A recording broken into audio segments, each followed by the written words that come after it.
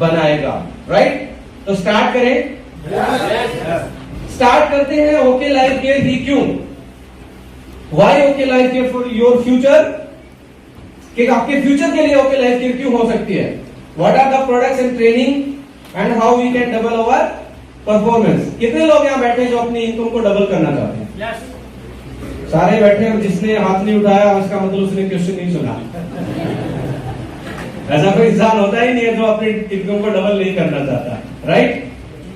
अब income double करने के लिए हमने जो 10 मिनट डिस्कस किया ये बहुत इंपॉर्टेंट था कि आप इस इंडस्ट्री में क्या सोचते हो, कैसी टीम बनाते हो, कितना टाइम देते हो, ये सारी चीजें हमें करनी पड़ेंगी, राइट? अब ओके लाइफ केयर की जो शुरुआत है वो 2 नवंबर 2016 को हमने हरियाणा रोहतक से इसकी स्टार्ट की। मेन रीजन क्या था, ओके ग्रुप की के बारे में आपने पढ़ा होगा, बहुत सारे रूमर भी चलते रहते हैं क्योंकि हमारा स्टाइल ही ये है कि हम अपने अपोनेंट को बेचैन करते रहते हैं, उसका टेम्परामेंट लूज और हम सीधा यॉर्कर मारे और उसकी विकेट गिरा दें। जिंदगी में हमेशा एक बात को बहुत स्ट्रॉन्ग तरीके से याद रखना, यदि बड़ा बनना है तो अपने अपोनेंट जो आप सिलेक्ट कर रहे हो, अपना अपोनेंट सबसे बड़ा सिलेक्ट करो, स्ट्रॉन्ग अपोनेंट सिलेक्ट करो। जब आप स्ट्रॉन्ग अपोनेंट सिलेक्ट करते हो तो आप खुद पे खुद बड़े स्ट्रॉन्ग हो जाते हो। जब आप वीकर अपोनेंट ले लेते हो तो आप दिन भर दिन वीकर होते जाते हो। हरियाणा में एक कहावत है, और मैं तो उस धरती से आता हूं जहां मेरे गांव से 10 से 11 लड़के प्रो कबड्डी खेलते हैं, क्योंकि मेरा सरनेम नरवाल है, हमारे 3 ही गांव और तीनों में कबड्डी का ही रहता है। हमारे बुजुर्ग लोग बचपन से बताते हैं कि आपको स्ट्रॉन्ग पहलवान बनना है तो सबसे स्ट्रॉन्ग के साथ फाइट करना स्टार्ट कर दो, 1 साल के बाद आप भी इतने स्ट्रॉन्ग बन जाओगे। यदि कुछ लोग बोलते हैं कि आपको एक पर्टिकुलर कंपनी के खिलाफ आप क्यों बोलते हो, मैं बोलता मैं कहां खिलाफ बोल रहा हूं सर, आप तो एक कंपनी के पीछे लगे हुए, मैं कहां लगा हूं? मैंने तो अपना अपोनेंट स्ट्रॉन्ग चुना है, क्योंकि मैं अपनी तैयारी आज की नहीं कर रहा, आने वाले टाइम की कर रहा हूं, इसलिए मैंने तो अपना अपोनेंट, आपकी कंपनी में तो इंडिया की नंबर 1 कंपनी को अपोनेंट माना है। ये बिजनेस ट्रेड वॉर है, ये कोई पर्सनल वॉर नहीं है। जहनी तौर पे मैं उनके सीईओ को, उनके मैनेजमेंट को इंसानी तौर पे हम रिस्पेक्ट करते हैं, पर जहां बिजनेस के युद्ध में खड़े होंगे वहां पे हम एक दूसरे को नमस्ते नहीं कर सकते, हम फिर एक दूसरे की कमियां गिनाएंगे। अब मोदी जी प्रधानमंत्री बने बीजेपी के, अच्छा ये बता के थोड़ा बने, क्या बताया था? जियो वाले ने कौन सा ये बताया था कि भाई पिछली वाली कंपनियां अच्छी है, मैं बहुत अच्छा हूं, पिछली वाली कंपनियां अच्छी नहीं है। नोकिया गायब हुआ तो किसकी वजह से हुआ? कमियों की वजह से। कोई भी चीज इस दुनिया में टूटती है तो वो कमियों की वजह से टूटती है। आप डेली भोजन अच्छा ना खाएं, आप में विटामिन मिनरल्स की कमी हो जाएगी तो बीमारी हो जाएगी। तो आपको स्ट्रॉन्ग रहना है तो आपको अच्छी डाइट लेनी पड़ेगी, एक्सरसाइज करनी पड़ेगी। से सुनो, तो इंपॉर्टेंट क्या है, ट्रेड वार में, कोई भी ट्रेड वार जब भी होता है तो पिछले वाले की कमियों को गिनवा के ही बड़ा होया जाता है। आप जब तक लोगों को ये नहीं बताओगे पिछले वाले सिस्टम में ये दिक्कत थी और मैं ये एडवांस चीज करने वाला हूं, टेक्निकली वो डिलीवर नहीं करोगे, तब तक आपको कोई जगह ही नहीं देगा। नहीं तो ये 3 साल वाली कंपनी में यदि कोई टेक्निकल फॉल्ट होता तो क्या लगता है नंबर 1 से भिड़ना आसान है क्या? ओलंपिक चैंपियन से भिड़ना एक गांव के लड़के के लिए आसान है क्या? पर उसने जो कसरत मेहनत की हुई है, लंगोट बांधा है, सुबह 4 बजे उठा है, अच्छी डाइट ली है, अच्छी गाइडेंस में काम किया, दिमाग पे काम करके अपने आप को इतना बिल्ड किया है कि लगने लगा कि ओलंपिक वाले को हरा सकता है। और आज आपकी कंपनी ऐसी लग रही है कि आगे वाले दो साल में इंडिया की बेहतरीन और नंबर 1 कंपनी बनने जा रही है। This is totally depends on आपकी तैयारी कैसी है, आपका कोड ऑफ एथिक्स क्या है, आप अपने इमोशंस को कितना आप अपने टारगेट को के पीछे लगा के काम करते हो, आप कितना एफर्ट करते हो। और इनके साथ साथ सबसे बड़ा योगदान है तो वो है आप लोगों का, क्योंकि बिना डिस्ट्रीब्यूटर के कोई भी कंपनी बड़ी नहीं हो सकती। Distributor is the main important thing. आपके राइट्स जब तक किसी भी प्लेटफॉर्म पे अच्छे नहीं होंगे, आपकी लाइफ अच्छी नहीं होगी, तो वो कंपनी अच्छी नहीं हो सकती, राइट? 2 नवंबर 2016 को स्टार्ट करने का मेन मकसद क्या था कि हमारे एमडी जी और सीईओ साहब बैठे, वो आपस में बहुत अच्छे, पहले से भी छोटे मोटे कामों में बिजी रहते थे। बोले कि यार अभी गाइडेंस आई है सितंबर में 2016 में हमारी किसकी डायरेक्ट सेलिंग के बारे में गाइडेंस जब सरकार ने एक्सेप्ट की, तब हमने 2-3 महीने के बाद उसी दौरान में कि इंडस्ट्री लीगलाइज हो जाएगी, क्यों ना इस वेंचर में भी काम किया जाए, एज ओके लाइफ केयर की हमने इस बेस पे हमने स्थापना की।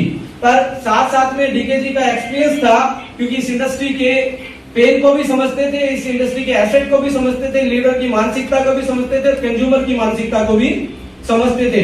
उनका एक ही सपना था कि यार इस इंडस्ट्री में हमने इतना काम कर लिया, हमारी सोशल रिस्पेक्ट जो है, एक्सेप्टेंस जो है, वो आज तक नहीं बन पाई। हमने पैसा भी कमा लिया, पर हमारा पड़ोसी अभी भी गलत नजरों से हमें देखता है।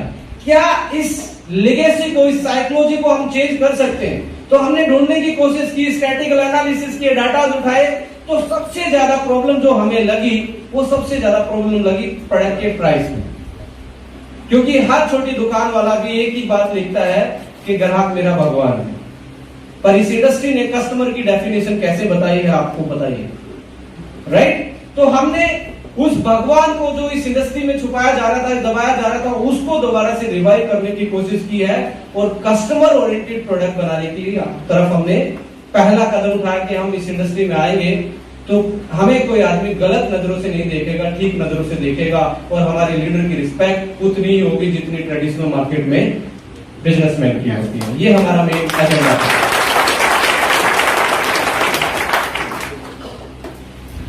फास्टेस्ट ग्रोइंग कंपनी लगता है आपको?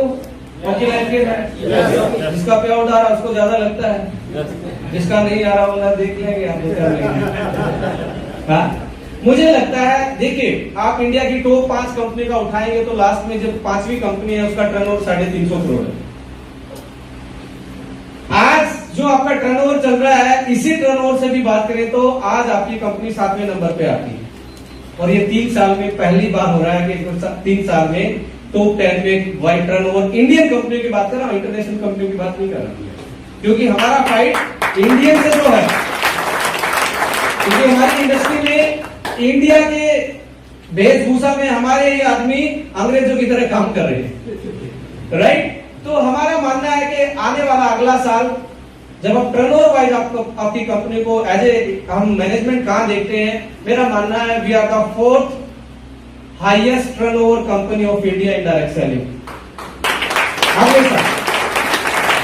क्योंकि इस साल 150 करोड़ के आसपास, अगले साल मुझे पता है डायरेक्ट सेलिंग का तो 100 करोड़ का होता है, उसके बाद तो पता ही नहीं होता ये 1000 कब हो गया। से सुनो, तो यहाँ पे विजन बिल्कुल क्लियर है, माइंडसेट क्लियर है, सारी चीजें क्लियर हैं, पर हमारा जो स्टाइल रहेगा ऐसे ही रहेगा।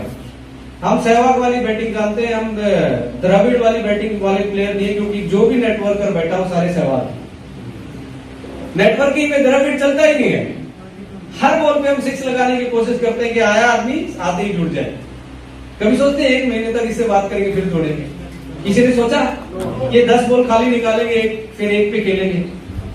तो जो आपका माइंडसेट है वो ही इतना अटैक वाला है, और अटैक भी हम ऐसे नहीं कर रहे आंख बंद करके किसी भी बॉल पे 6 लगाने की कोशिश कर रहे हैं, उसकी मेरिट पे खेल के हम 6 लगाने की बात कर रहे हैं।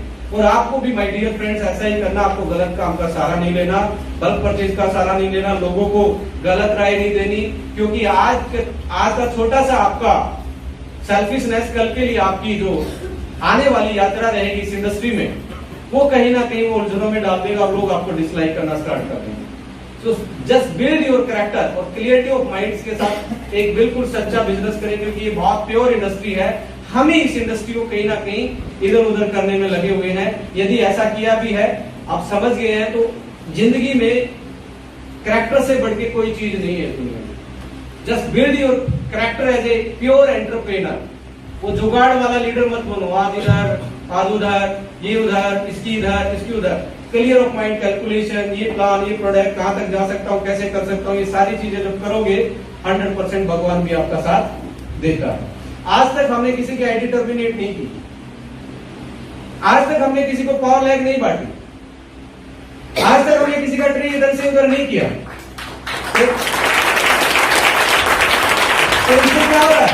आज भगवान भी पूरी पावर के साथ हमारे साथ खड़ा है कि आज आने वाले टाइम की यदि कोई एक लीडर, पुराने से पुराने लीडर यदि कोई ऑप्शन देख रहे हैं तो वो ओके लाइफ के। यदि हम इस सिस्टम को पहले करप्ट करके चलते, जी सिन्हा साहब आगे ऊपर आ गए, मनीष जी तो कभी 3.5 में पहुंचते ही नहीं। इनकी 1.5 साल की जो लॉयल्टी थी उसका बेनिफिट किसी से मिला? कोड ऑफ एथिक्स से, जो आप पहले दिन बना के चले आज भी वो मेंटेन है।